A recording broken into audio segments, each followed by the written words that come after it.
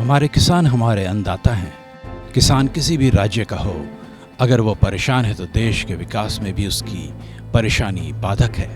तेलंगाना के किसान अपनी परेशानी और अपनी मांगों को लेकर देश की राजधानी दिल्ली में जुटे हैं।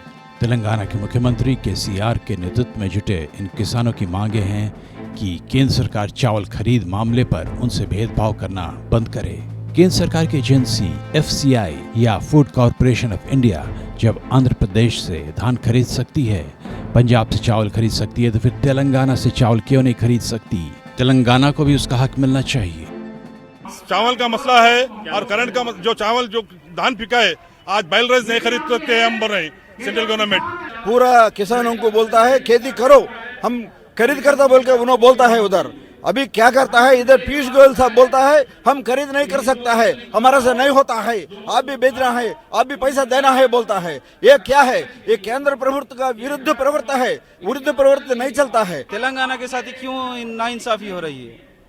आंध्र प्रदेश का धान खरीद रहे हैं आप, तेलंगाना का धान क्यों नहीं खरीद रहे? मोदी जी आप इस पे गौर करना चाहिए।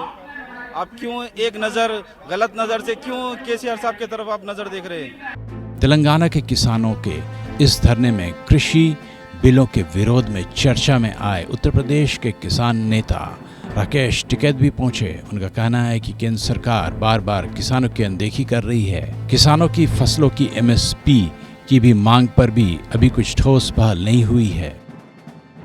वे भारत सरकार से लड़ाई लड़ने दिल्ली में आए हैं। पूर्ण रूप से हम ऐसे मुख्यमंत्रियों का धन्यवाद करते हैं जो अपने स्टेट के किसानों के साथ में खड़े हुए हैं।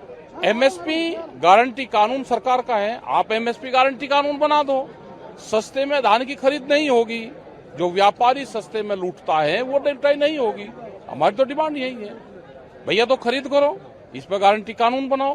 तेलंगाना के मुख्यमंत्री ने भी किसानों के समर्थन में हुंकार भरी और प्रधानमंत्री मोदी को आगाह किया कि तेलंगाना खुद अपने किसानों की समस्या को हल करने में सक्षम है, लेकिन देश के मुखिया होने के नाते मोदी अगर जनतंत्र की बात करते हैं तो तेलंगाना के किसान के साथ षड्यंत्र की भी बात नहीं होनी चाहिए।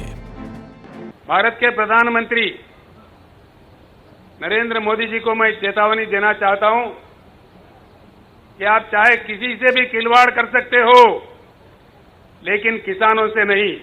सत्ता में कोई परमानेंट नहीं है,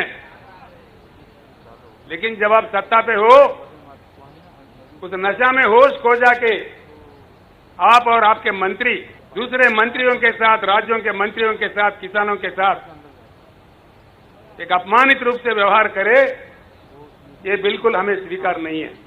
तेलंगाना अपनी प्राकृतिक मजबूरियों की वजह से चावल की एक किस्म उसीना या सेला का उत्पादन ज्यादा करता है, जबकि केंद्र सरकार कच्चे चावल की खरीद को प्राथमिकता देती है। तेलंगाना के किसान जानते हैं कि उनकी ये लड़ाई लंबी चलेगी और वो इसके लिए तैयार हैं। कृषि बिलों के मुद्दे पर देश की राजधानी दिल्ली में आज से कुछ महीने पहले देश भर के किसान एकत्रित हुए थे। आज एक बार फिर तेलंगाना के किसान देश की राजधानी में दिल्ली में जुटा हुआ है। उनका कहना है कि केंद्र सरकार जब एक देश एक विधान की बात करती है तो फिर तेलंगाना के साथ चावल खरीद मुद्दे पर भेदभाव क्यों हो रहा है? आंध्र प्रदेश का धान खरीदा जा रहा है, पंजाब का चावल खरीदा जा रहा है, तो तेलंगाना का भी चावल खरीदा जाना चाहिए। उनसे प्रधानमंत्री से उम्मीद है कि प्रधानमंत्री उनके साथ कुछ न्याय करेंगे और किसानों के साथ न्याय होगा। कैमरामैन भूपेंद्र सिंह रावत के साथ मनीष राज सिंह, APN न्यूज।